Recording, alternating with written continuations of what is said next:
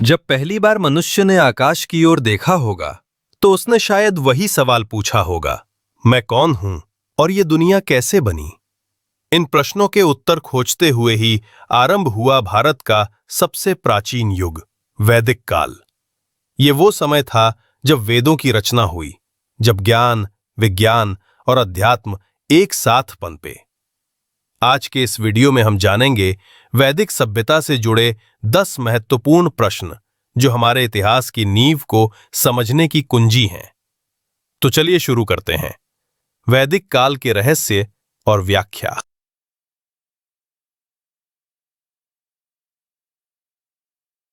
ऋग्वेद में कुल कितने सूक्त भजन हैं?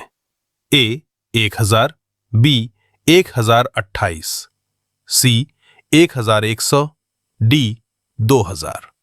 Answer B 1028। एक्सप्लेनेशन। ऋग्वेद में 1028 सूक्त भजन हैं। 1028 सूक्त हैं जो 10 मंडलों में विभाजित हैं। ये भजन इंद्र, अग्नि और वरुण को समर्पित हैं।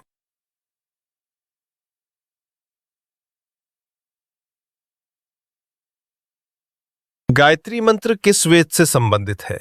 ए Samaveda, B Yajurveda, C Rigveda, D Atharvaveda. Answer C Rigveda. Explanation. Gayatri मंत्र ऋग्वेद के तीसरे मंडल में मिलता है और सूर्य देव सविता को समर्पित है। वैदिक काल में जनपद शब्द का क्या अर्थ था? ए सेना का दल, बी राजा का दरबार, सी जनजातियों का निवास क्षेत्र, डी व्यापारिक केंद्र। आंसर सी जनजातियों का निवास क्षेत्र। एक्सप्लेनेशन। जनपद वो भूभाग था जहां किसी जनजाति का अधिकार होता था। सप्त सिंधु क्षेत्र किस काल से संबंधित है? ए सिंधु सभ्यता, बी ऋग्वैदिक काल, सी उत्तर वैदिक काल, डी मौर्य काल। आंसर बी ऋग्वैदिक काल। एक्सप्लेनेशन। सप्त सिंधु 7 नदियों वाला प्रदेश था जहां वैदिक संस्कृति का प्रारंभ हुआ। वैदिक काल में विश्वकर्मा को किस रूप में पूजा जाता था? ए युद्ध के देवता, बी सृष्टि के निर्माता, सी ज्ञान के देवता, डी वर्षा के देवता। आंसर बी सृष्टि के निर्माता। एक्सप्लेनेशन। विश्वकर्मा को सृष्टि का शिल्पकार और देवताओं का निर्माता माना गया।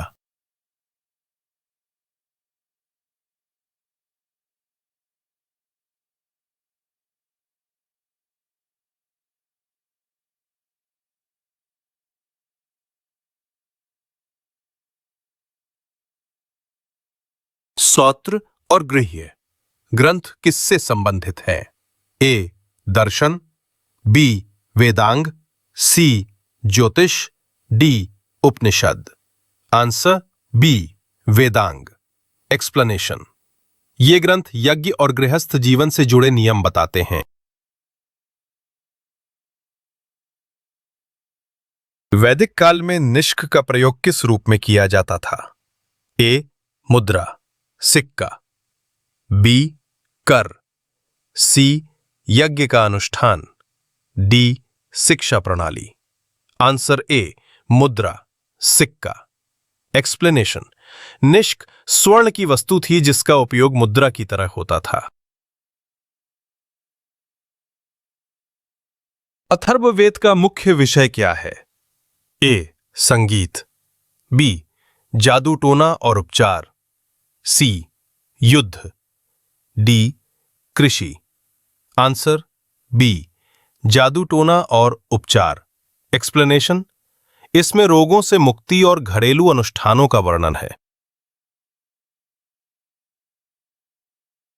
वैदिक काल में पति शब्द का क्या अर्थ था?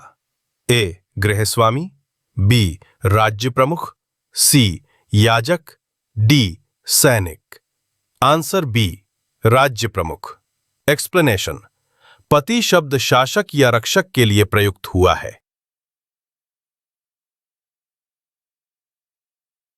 वैदिक काल में ब्रह्मचर्य आश्रम का प्रमुख उद्देश्य क्या था? ए. व्यापार करना, बी. धार्मिक ग्रंथों का अध्ययन, सी. सैन्य प्रशिक्षण, डी. समाज सेवा। Answer B. धार्मिक ग्रंथों का अध्ययन। एक्सप्लेनेशन: ये शिक्षा और अनुशासन का काल था जिसमें छात्र वेदों का अध्ययन करते थे। वैदिक काल केवल एक युग नहीं था, यह भारतीय संस्कृति की आत्मा था, जहां वेदों में ज्ञान था, यज्ञों में समर्पण था और समाज में अनुशासन और धर्म का आधार। इन प्रश्नों के माध्यम से हमने उस युग की झलक देखी जिसने हमारी सोच और जीवन के हर पहलू को आकार दिया। अगर ये वीडियो आपको ज्ञानवर्धक लगा हो तो इसे साझा कीजिए ताकि हमारी प्राचीन विरासत की गूंज और दूर तक पहुंचे। सीखते रहिए और जुड़े रहिए इतिहास और आज के साथ।